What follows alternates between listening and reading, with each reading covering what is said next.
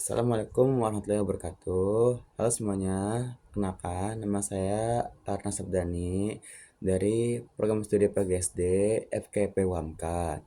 Eh, Pada kesempatan kali ini saya akan mempresentasikan tugas dari mata kuliah Pedagogi Transformatif, yaitu tugasnya berisi tentang perkembangan sosial emosi, lalu ada karakteristik Gen Z dan Gen Alpha, lalu teori behavioristik, humanistik, konstruktif, dan sosial. Penasaran? Yuk kita terus selanjutnya.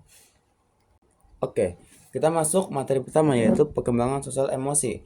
Pengertiannya yaitu suatu kemampuan anak untuk memiliki pengetahuan dalam mengelola atau mengekspresikan sesuatu emosi secara lengkap, baik secara emosi positif maupun secara emosi negatif. Apa saja ya faktor-faktor yang dapat mempengaruhi si perkembangan sosial emosi ini? Yaitu ada dua. Yang pertama ada faktor eksternal dan internal. Faktor eksternal biasanya itu meliputi gizi. Gizi ini bisa didapatkan dari orang tua tersebut, entah itu dia cara makannya kah, cara dia untuk memberi makan suatu anak yang bergizi dan sehat tuh. Lalu ada budaya. Faktor budaya juga mempengaruhi perkembangan sosial emosi. Biasanya eh, budaya-budaya yang seperti ini bisa diterapkan yang baik-baik saja gitu. Jangan diikut sertakan yang buruk-buruknya seperti itu. Lalu ada teman bermain. Nah, teman bermain pun biasanya juga mempengaruhi faktor perkembangan sosial emosi. Biasanya dalam berteman kita seharusnya pilih-pilih mana sekiranya teman yang bisa diajak untuk bermain, mana sekiranya teman yang bisa membawa keburukan untuk diri kita sendiri seperti seperti itu. Nah, lalu ada faktor internal. Yang pertama ada bawaan, yang kedua ada dari pengalaman. Nah, biasanya kalau misalkan bawaan itu terdapat berasal dari asal keluarga sendiri. Lalu yang kedua itu ada pengalaman. Pengalaman ini biasanya ketika dia mendapatkan sesuatu yang mungkin tidak sepatutnya didapatkan oleh anak tersebut, tetapi terbawalah dia dari mungkin dia dari umur 2 tahun sampai 6 tahun mengalami pengalaman yang buruk. Nah, itu pun bisa merubah sikap dari sosial dan emosi anak tersebut. Nah, karakteristik perkembangan emosional itu dapat dibagi menjadi 4. Yang pertama itu sudah lebih mampu atau mengikuti aturan. Yang kedua itu lebih mampu membaca situasi. Lalu yang ketiga itu eh, mulai sabar mulai sabar dalam menghadapi perilaku maupun jalannya kehidupan. Lalu yang keempat itu ada menunjukkan kasih sayang terhadap anak maupun teman-teman sebaya. Lalu kondisi apa saja sih yang dapat mempengaruhi PSA? Yang pertama itu kesehatan, yang kedua itu ada suasana rumah, yang ketiga itu ada cara mendidik anak, yang keempat itu ada hubungan dengan teman, yang kelima itu ada hubungan baik di dalam keluarga. Seperti itu tuh teman-teman untuk perkembangan sosial emosi. Oke, kita lanjut ke karakteristik Gen Z dan Gen Alpha. Oke, selanjutnya kita lanjut terhadap pemaparan materi karakteristik Gen Z dan Gen Alpha gitu ya. Nah, Gen Z sendiri itu lahir pada tahun 1995 sampai 2010. Disebut dengan generasi yang masih muda dan baru istilahnya itu melek dengan teknologi. Berbeda dengan Gen Alpha, mereka itu lahir pada tahun 2011 sampai sekarang. Nah, disebut dengan generasi yang berada di era serba digital seperti sekarang ini. Nah, apa saja sih perbedaan antara karakteristik Gen Z dan Gen Alpha? Yang pertama, karakteristik Gen Z yaitu tidak bisa lepas dari gadget.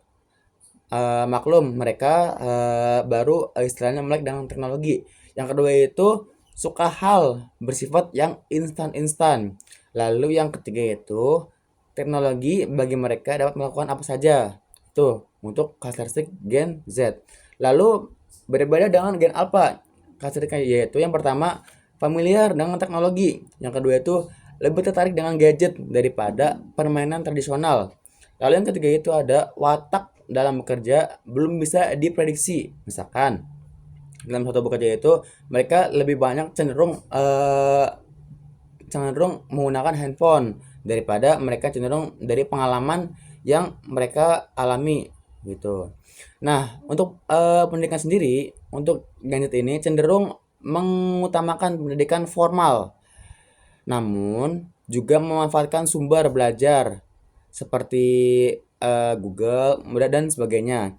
Nah, berbeda dengan Gen Alpha, pendidikan ini kemungkinan ya akan lebih banyak belajar melalui teknologi digital pun dapat dirasakan pada zaman sekarang gitu ya, yang mana kita dimudahkan dengan teknologi yang serba AI seperti ChatGPT, Gemini maupun Meta AI yang sekarang berada di WhatsApp seperti itu.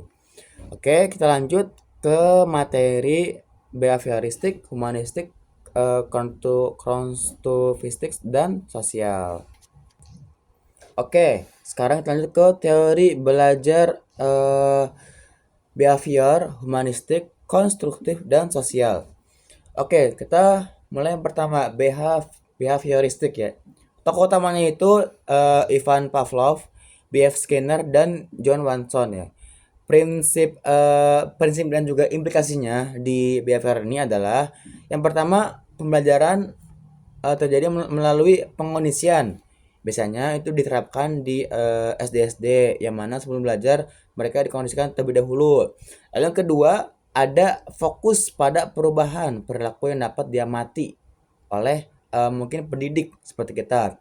Lalu yang ketiga, implikasinya itu adalah penggunaan reward, hadiah, dan punishment hukuman. Hukuman di sini sendiri bukan berarti hukuman yang berat-berat, melainkan misalkan hubungan antara guru dengan murid biasanya itu hanya sebuah PR saja gitu ya. Dan untuk reward itu biasanya didapatkan ketika seorang guru itu mengapresiasi seorang muridnya seperti itu.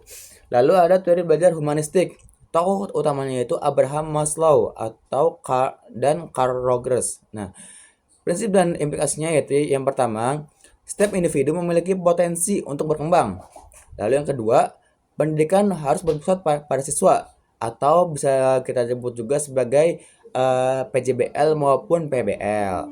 Seperti pada kurikulum yang sekarang yang kurikulum Merdeka itu mengedepankan pendidikan itu berpusat pada siswa. Guru hanya sebagai fasilitator saja.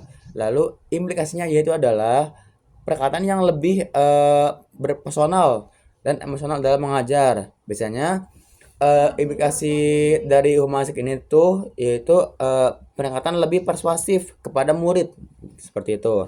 Lalu selanjutnya itu ada dari belajar konstruktivistik ya. Tokoh utamanya itu adalah Jean Piaget ya.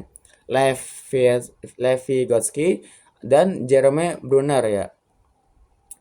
Prinsip dan juga implikasinya itu adalah yang pertama, pengetahuan dibangun secara aktif oleh siswa melalui pengalaman. Nah, biasanya prinsip ini tuh mengedepankan PJBL. Seperti kita membuat project, biasanya pengalaman-pengalaman dari murid itu dapat menjadi suatu nilai plus yang mungkin bisa didapatkan oleh pengalaman si murid tersebut.